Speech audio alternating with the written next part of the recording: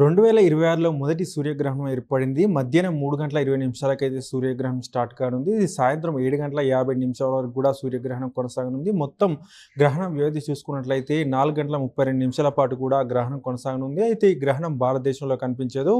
గ్రహణం కనిపించే దేశాలు పరిశీలించినట్లయితే దక్షిణాఫ్రికా, Argentina, Chile, Tanzania, Namibia, Zimbabwe, Mozambique, Madagascar, Botswana వంటి దేశాల్లో అయితే సూర్యగ్రహణాన్ని చూడొచ్చు. అంతేకాకుండా Antarctica, Mauritius, South Georgia, British Indian Ocean, French Southern Territories వంటి ప్రాంతాల్లో కూడా ఈ సూర్యగ్రహణం అయితే చూడొచ్చు. అయితే సూర్యగ్రహణాన్ని డైరెక్ట్ చూడొద్దని చెప్పేసి కూడా శాస్త్రవేత్తలు చెప్తున్నారు. డైరెక్ట్ చూసినట్లయితే కళ్ళు దెబ్బతినే అవకాశం ఉందని చెప్పేసి కూడా శాస్త్రవేత్తలు చెప్తున్నారు. ఎవరైనా చూడాలనుకుంటే ఎక్స్రే అడ్డు పెట్టుకొని కావచ్చు, అలాగే స్పెట్స్ పెట్టుకొని చూడాలని చెప్పేసి కూడా శాస్త్రవేత్తలు చెప్తున్నారు. అయితే మన ఇండియాలో మాత్రం ఈ సూర్యగ్రహణం అయితే కనిపించదు. కేవలం ఆఫ్రికా దేశంలో మాత్రమే ప్రస్తుతం ఈ సూర్యగ్రహణం అయితే కనిపిస్తుంది. మనం చూసుకున్నట్లయితే మార్చి 3వ తేదీన చంద్రగ్రహణం కూడా ఏర్పడనుంది. ఈ చంద్రగ్రహణం భారతదేశంలో విజిబుల్గా ఉండే అవకాశం ఉంది. భారతీయులు కూడా చంద్రగ్రహణం చూడొచ్చు. అయితే ఈ చంద్రగ్రహణం సూర్యగ్రహణంతో పోల్చుకున్నట్లయితే సూర్యగ్రహణాన్ని డైరెక్ట్గా చూడలేము, కానీ చంద్రగ్రహణాన్ని డైరెక్ట్గా చూడొచ్చు అని చెప్పేసి కూడా శాస్త్రవేత్తలు అయితే చెప్తున్నారు. ప్రస్తుతం ఆ గ్రహణం అయితే కొనసాగుతుంది. సాయంత్రం 7:50 వరకు కూడా ఈ గ్రహణం కొనసాగుతుంది. ఇది